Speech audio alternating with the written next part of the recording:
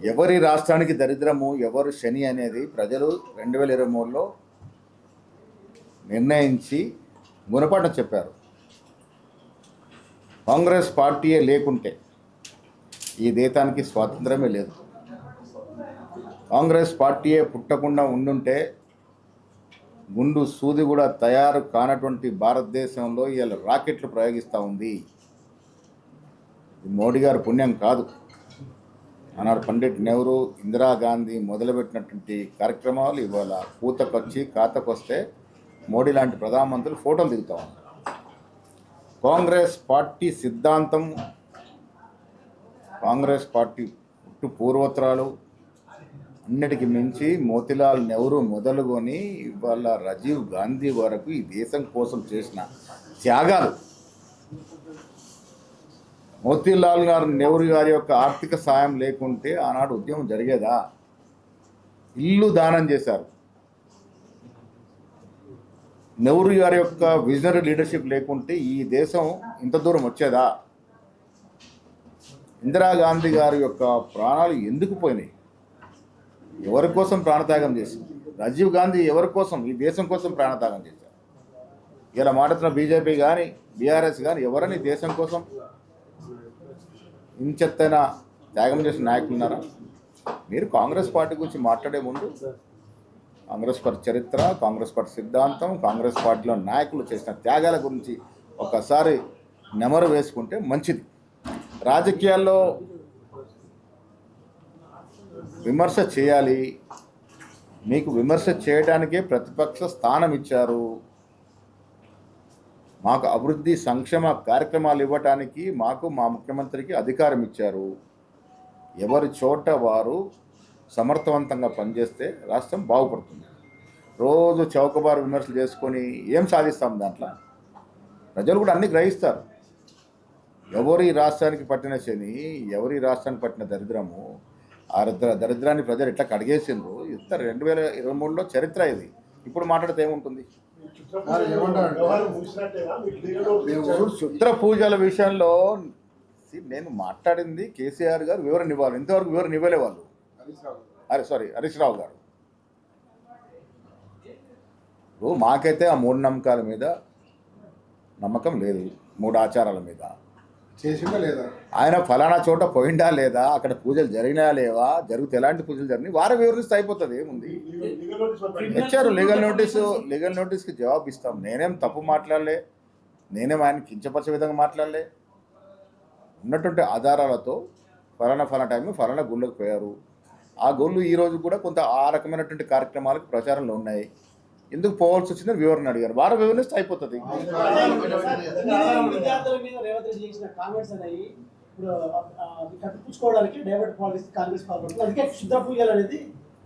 ఎవరు డైవర్ట్ చేసినా ప్రజలు చాలా తెలివిగలరు. ఇంజనీర్లకు ఉద్యోగాలు ఇస్తుంది ఎవరు? మీరు 10 ఏళ్ల కాలంలో ఎంతమంది ఇంజనీర్లకు ఉద్యోగాలు ఇచ్చారు? ఎంతమంది టీచర్లకు ఉద్యోగాలు ఇచ్చారు? ఎంతమంది గ్రూప్ 1 నిష్ణార్థులకు ఉద్యోగాలు ఇచ్చారు? Police department, health department, education ఎవరు ఇచ్చారు? మేము కదా ఉద్యోగాలు ఇస్తుంది. ఇలా మీరు 10 ఏళ్ళలో చేయలేనటువంటి కార్యక్రమాలన్నీ మేము 2.5 సంవత్సరాలు చేసి చూపించాం. ప్రజలు అన్నీ గ్రహిస్తారు. సరే, టెంపరీగా మీరు సోషల్ మీడియాలో అక్కడో ఇక్కడో ప్రచారం చేసుకోవచ్చు, కానీ అన్నీ గ్రహిస్తారు. రోజు ఒకటే ప్రచారం. ముఖ్యమంత్రి గారు ఏదో పేపర్లో వచ్చింది, నా మీద నిఘా పెట్టారట. ఆడియోలు వీడియోలు పెట్టండి, బయట పెట్టండి. ఏంటి నా మీద వీడియోలు పెట్టండి, బయట పెట్టండి. ఆడియోలు వీడియోలు ఏంటిది? దాదాగిరి, బ్లాక్మెయిల్ పాలిటిక్స్. భయపడతామేంటి? మేమేం తప్పు చేయనప్పుడు భయపడే అవసరం ఏముంది? పెట్టండి. ఏం వీడియోలున్నాయి, ఏం ఆడియోలున్నా పెట్టండి, బయట పెట్టండి. ఫేస్ చేస్తాను నేను. ఫలానా చాటి ఫలానా ఏంటి? ఏం మాట్లాడుతున్నారు? ప్రజలు అన్నీ గ్రహిస్తూ ఉన్నారు. ఇలాంటి చీప్ టాక్టిక్స్ ఉపయోగించి ఎవరినన్నా ఇమేజ్ని టార్నిష్ చేస్తామంటే ప్రజలతో వచ్చిన ఇమేజ్ మాది, ప్రజలతో నిర్మితమైనటువంటి రాజకీయ నాయకత్వం మాది. ముఖ్యమంత్రి గారు గవర్నర్ నడుపుతున్నారు, మేము పార్టీ నడుపుతాను, సయోధ్యతో ముందుకు తీసుకెళ్తా ఉన్నాం. ఇలా మండల కాంగ్రెస్ అధ్యక్షులకి ప్రామాణికంగా సొసైటీలు కానీ, టెంపుల్స్ కానీ, లైబ్రరీలు కానీ ఇవ్వాలని నిర్ణయం తీసుకుంది ఎవరు? అందరం సమిష్టి నిర్ణయం తీసుకున్నాం ఢిల్లీలో. ముఖ్యమంత్రి గారు, నేను, కేసీ వేణుగోపాల్ గారు, మీనాక్షి గారు, సీనియర్ మంత్రులు, అందరం కలిసి తీసుకున్నాం. ప్రతిరోజు ఇదే స్టోరీలు ఏమొస్తుంది దాంట్లో? రాష్ట్రం నుంచి నిధులు పోవడమే కానీ అక్కడి నుంచి నిధులు తీసుకురావడం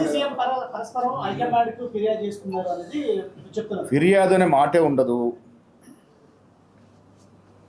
దొంగచాటుపై ఫిర్యాదులు ఇచ్చే సంస్కారం కాంగ్రెస్ పార్టీ లేదు. కాంగ్రెస్ పార్టీ ఎంకరేజ్ కూడా చేయదు. ఏదన్నా ఉంటే ముఖం ముందరే కోఆర్డినేషన్ కమిటీ మాట్లాడతాం. అది కాంగ్రెస్ పార్టీకి ఉన్న బ్యూటీ. ఏదైనా ల్యాబ్స్ జరుగుతున్నప్పుడు ముఖ్యమంత్రి గారికి నేరుగా చెప్తాం, హైకమాండ్కి చెప్తాం, ఈ రకం కొత్త ప్రజల్లో ఇది అవుతుందని చెప్తాం, అక్కడ సరి చేసుకుంటాం. ఇది కాంగ్రెస్ పార్టీలో గొప్ప సంస్కృతి. మీ పార్టీలో ఉందా? రాజయ్య గారు ఎందుకు తొలగించారు ఆనాడు అకారణంగా? ఎంతమంది తొలగించలేదు? మీరు మాట్లాడే హక్కు ఉందా? కాంగ్రెస్ పార్టీ ఒక గొప్పతనం, ప్రజాస్వామిక పార్టీ. ముఖ్యమంత్రి నేను అందరం ఉన్నప్పుడు బాటంగా మాట్లాడుకుంటాం. ప్రజల నుంచి వచ్చే ఫీడ్బ్యాక్ని విశ్లేషించుకుంటాం. ఎక్కడ నష్టం జరుగుతుందో ముఖ్యమంత్రి గారు ఫలానా చోట నష్టం అవుతుంది, మనం సరిదిద్దాలని సరిదిద్దుకుంటాం. కేసీ వేణుగోపాల్ కాకుండా ఆడ వంశీ చంద్రెడ్డి మొత్తం తప్పుడు ప్రచారము. ఇప్పుడు మీనాక్షి నటరాజన్ గారే సభాధ్యక్షత వహిస్తారు కోఆర్డినేషన్ కమిటీకి. కోఆర్డినేషన్ కమిటీ చైర్మన్ ఎవరు తెలియక వీళ్ళు మాట్లాడుతూ ఉన్నారు. కేసీ వేణుగోపాల్ గారు మమ్మల్ని పిలిచి ఆర్గనైజేషన్ సంస్థాగతంగా అన్ని రాష్ట్రాల మాదిరిగానే మాది కూడా రివ్యూ చేశారు. అది మొదటి రోజు. రెండవ రోజు మేము మంత్రులు ఎందుకు అక్కడ పిలిచామంటే, ముఖ్యమంత్రి గారు, నేను,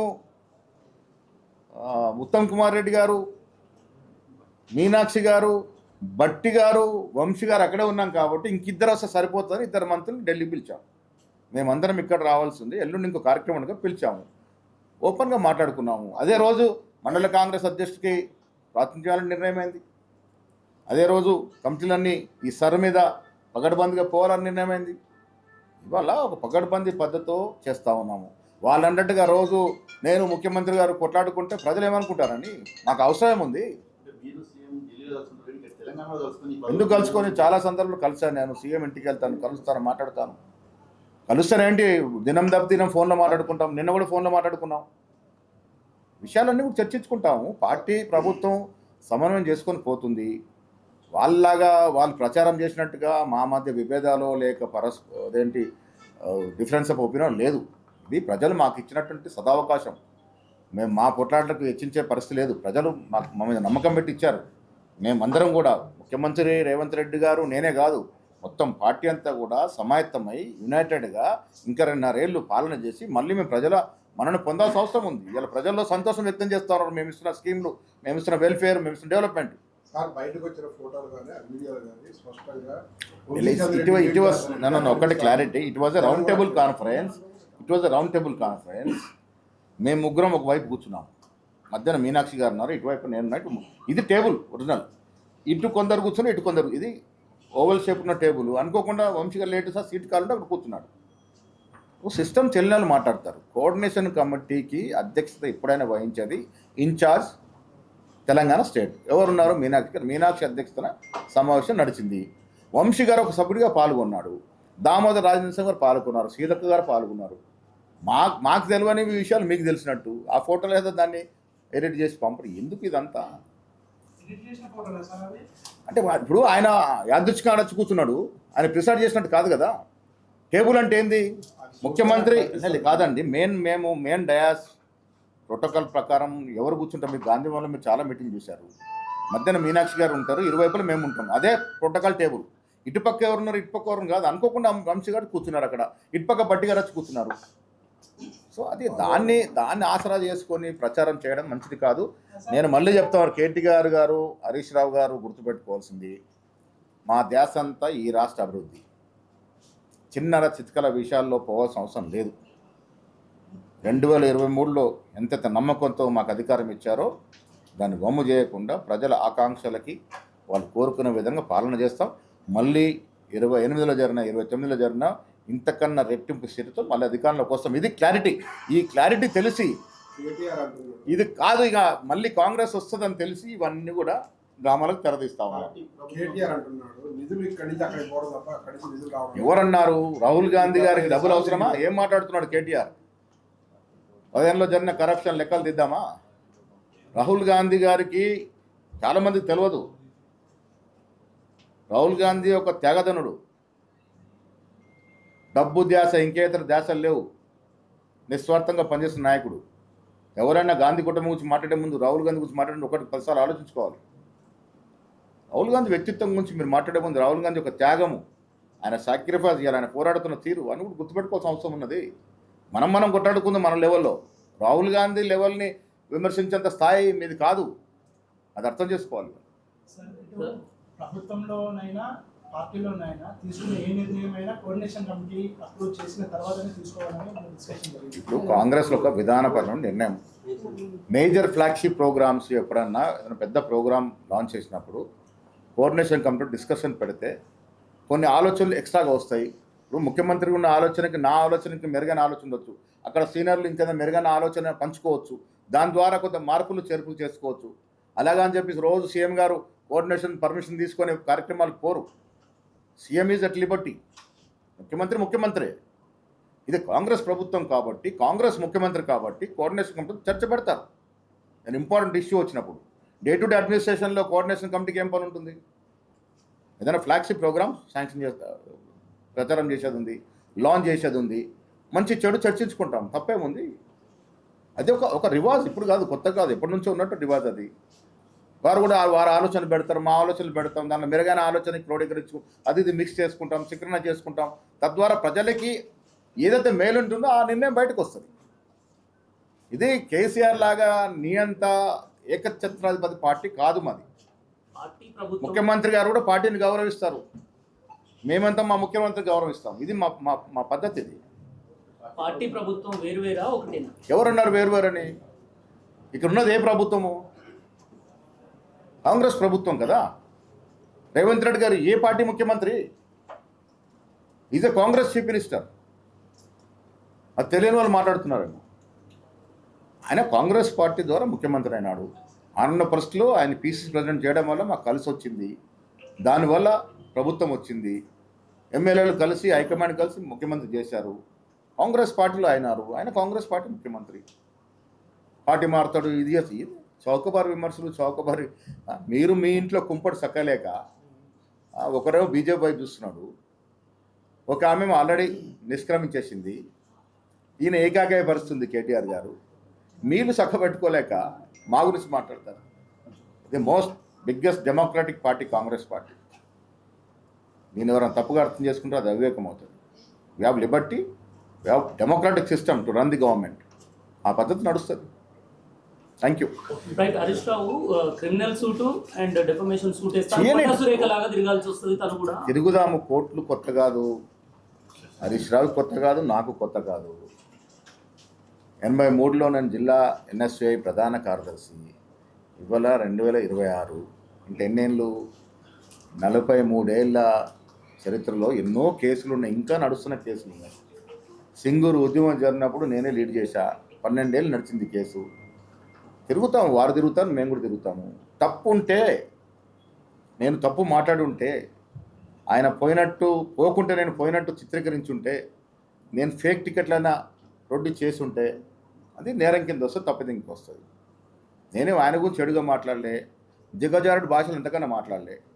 మీరు చాలామందికి తెలుసు, నేను ఎప్పుడు కూడా ఈవెన్ కేసీఆర్ గారిని కూడా ఉద్యమ నాయకుడిగా గౌరవిస్తాననే మాట చాలా సందర్భంలో చెప్పాను. మొన్న నవ తెలంగాణ మీటింగ్లో చెప్పాను కేటీఆర్ గారితో. మీరు కొంత ముఖ్యమంత్రి పట్ల వాడే భాష మార్చుకోవాల్సిన అవసరం ఉన్నది. మీకు వ్యక్తిగతంగా ఏమున్నా, రేవంత్ రెడ్డి అనే వ్యక్తి అలా రాష్ట్రానికి ముఖ్యమంత్రి. ఆనాడు కేసీఆర్ గారు మా పార్టీకి పోకపోయినా ముఖ్యమంత్రిగా వారికి ఇవ్వాల్సిన గౌరవం ఇచ్చాం. ఉద్యమంలో ఆయన ముందుండి పోరాడు, ఆయనకి ఇవ్వాల్సిన గౌరవం ఇచ్చాం. ఈరోజు కూడా వారి పట్ల మేము చెడుగా మాట్లాడడం. మీరు భాష దిగజార్చి మాట్లాడి మళ్ళీ మమ్మల్ని ప్రొవోక్ చేసి మేము మాట్లాడే విధంగా చేసి ప్రజలు అసహించుకుంటా ఉన్నారు. ఇక అరవింద్ మాటలు నీటి మూటలు. ఆయనకు ఒక అరవింద్ గారి గురించి చెప్పేందుకు పాపం అని. అరవింద్ గారు ఏంది, వాళ్ళ చరిత్ర ఏంది, వాళ్ళ ఫాదర్ ఏంది, వాళ్ళ తాత ఏంది, మాకంతా తెలుసు కదా. నేను డి శ్రీనివాస్ దగ్గర శిష్యరం చేసినోడిని. నేను ఎన్ఎస్ఏ జిల్లా ప్రజనప్పుడు వీళ్ళు సంకకెచ్చ పిల్లలు అరవింద్, సంజయ్ గారు. మాట్లాడే ముందు ప్రజలు ఎన్నుకున్నారు కాబట్టి ఇష్టారాజ్యంగా మాట్లాడతారు. మీ తాత హైట్ ఉన్నో లేదో తెలియదు, నీకు హైట్ వచ్చింది అంతే కదా. ఒకరు పొడుగా ఒకరు పొట్టిగా ఎట్లా పుడతారు? భగవంతుడు ఇచ్చినటువంటి వరం అది. నేను పొట్టిగానే పుట్టాను, లాల్ బహదూర్ శాస్త్రి కూడా పొట్టిగానే పుట్టాడు. దేశాన్ని ఏరలేదా? హైట్ల గురించి వెయిట్ల గురించి ఎందుకు మాట్లాడుకోవడం? అంతే కదా. ఇప్పుడు హైటు వెయిట్ కాదిడ సమస్య.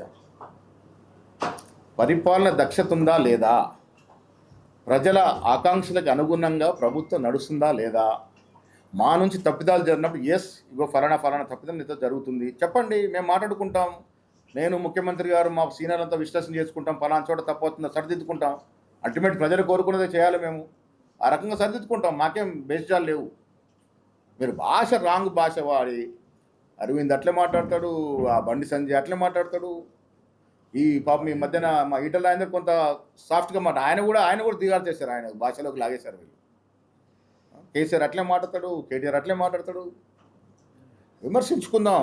మీకు ఇవాళ ప్రజలు ఇచ్చిన స్థానం విమర్శించే స్థానం, మాకు ప్రజలు ఇచ్చింది పాలించే స్థానం. మేము పాలించే క్రమంలో తప్పులు జరిగితే మాకు ఎత్తి చూపండి, బరాబర్ చర్చ పెట్టుకుందాం, మాట్లాడుకుందాం. తప్పులు సరిదిద్దుకోవడానికి అవసరం అనుకుంటే ఒక మెట్టు దిగడానికి నేను కానీ మా ముఖ్యమంత్రి కానీ మాకు బేసిజం లేదు. ఒక స్టెప్ దిగాలనుకున్నప్పుడు దిగుతాం కూడా. Thank you.